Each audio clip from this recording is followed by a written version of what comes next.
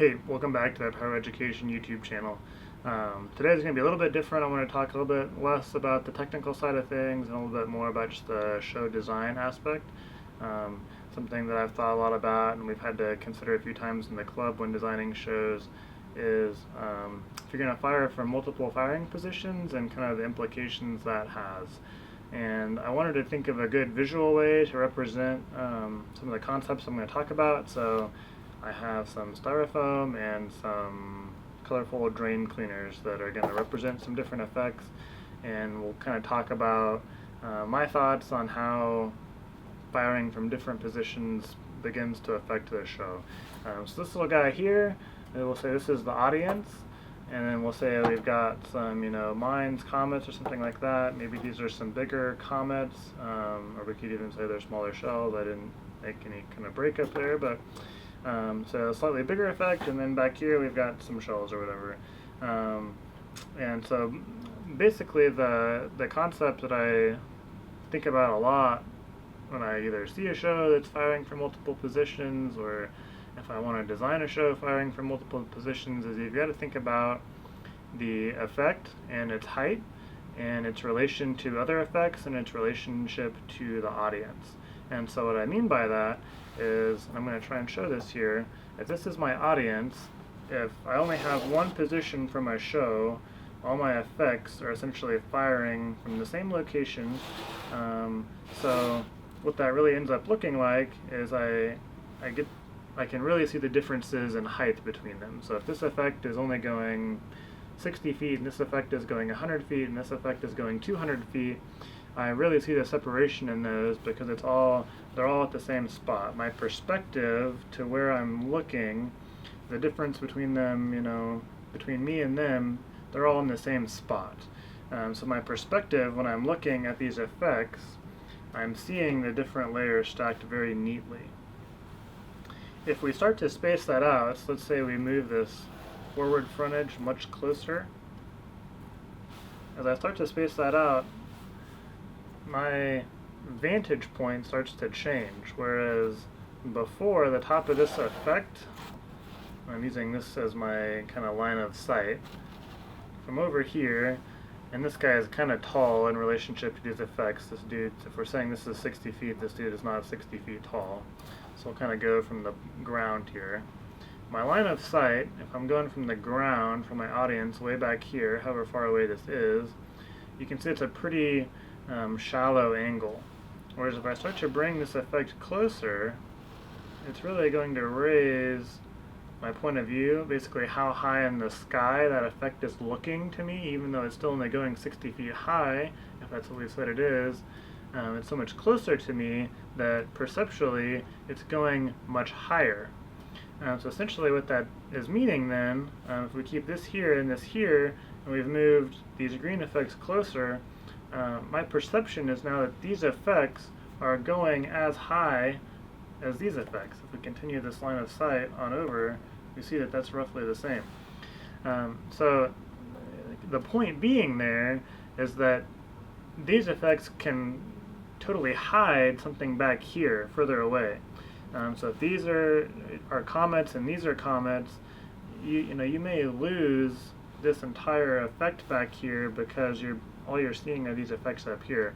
So I think it's really cool to do, some different firing positions or different distances, especially if you're shooting 1-3 and you've got your 1-3 500 feet away. You may not want your comets and flame pots and things like that 500 feet away. They may lose some of the grandeur.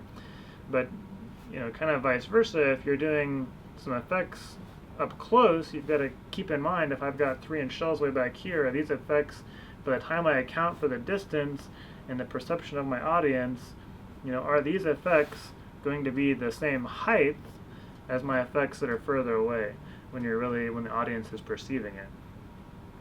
So if we take that a step further, then so maybe now these are, let's kind of rearrange our distances and say this is a distance of 300 feet and this is a distance of 600 feet over here. This one's really interesting. I worked really hard on this, by the way. I think I spent a whole $1 at Hobby Lobby or somewhere to get these. So now again, if we're looking at the top of this effect, and my line of sight is roughly here, again, if we continue that on, this effect has to be a really big effect. This is probably a 6 back here, or whatever we want to pretend it to be.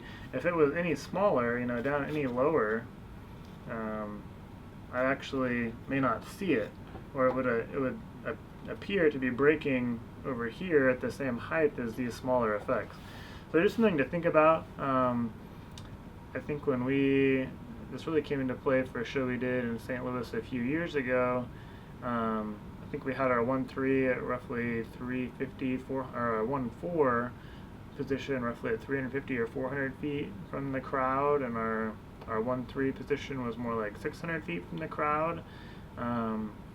And we basically, except for the finale, decided we had to use 4s and above to get above the 1-4 single shots we were using, just the comets that we were using, so that the breaks on the shells were actually going to be getting above the comets.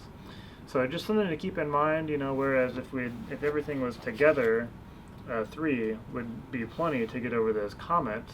There's obviously a big difference between 3s, 4s, 5s, 6s just in general, but in terms of getting above the effect, if they're all stacked together, a 3 would get over those comets just fine, but because we had them spaced apart and longer distances between our audience, we had to make sure that the shells we were shooting from our 1-3 position were actually going to get high enough so you could see them over the comets.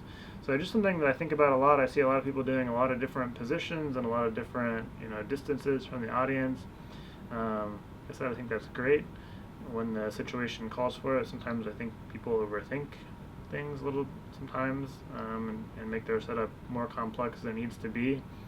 Sometimes I see people spreading out their cake position and their comet position 50 feet, and I don't think you really can perceive that when you're watching the show. But if it helps keep things more organized, that's fine too.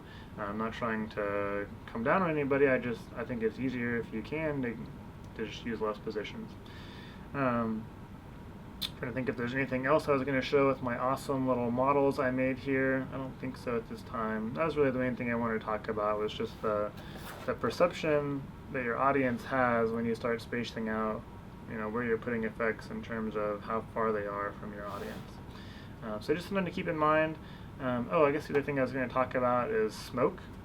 I don't have any cool smoke effects here. I guess I could go get some more pipe cleaners and try and make smoke, but won't waste our time. So the other important thing to keep in mind, and again this kind of plays into the perception thing, but if I've got a position pretty close to my audience and then a position further away, if this is things that you can typically have closer to your audience, flame pots, gerbs, strobes, a lot of that stuff is pretty smoky, and so again, that smoke may not be really truly all that high in the sky, but if it's very close to your audience, it's still concealing more than you may at first think. Again, based purely upon the perception in your line of sight from wherever, your smoke from your smaller items could still obscure some bigger effects just based upon how spread out they are. Whereas if everything is grouped together, you're seeing a lot more of that effect. Even if there's smoke down here, you're still seeing a lot more of that effect up top. So just another consideration for when you're spacing things out. I know there's certainly been some sites where it's been more of a glow show than a fireworks show because of the smoke. So always something important to think about when designing a show, if possible, is smoke management, and if you're going to smoke yourself out or smoke your effects out. So just one more thing to consider if you're going to be separating your positions. I hope this was helpful. I'll try to do some other show design videos in the future. I'm certainly not the end-all be-all of show designers, but I like to think about it, and I like to talk with other people about it, and hopefully this helps somebody in the future in designing their show. Thanks for watching, and if you want to see more, subscribe to my channel.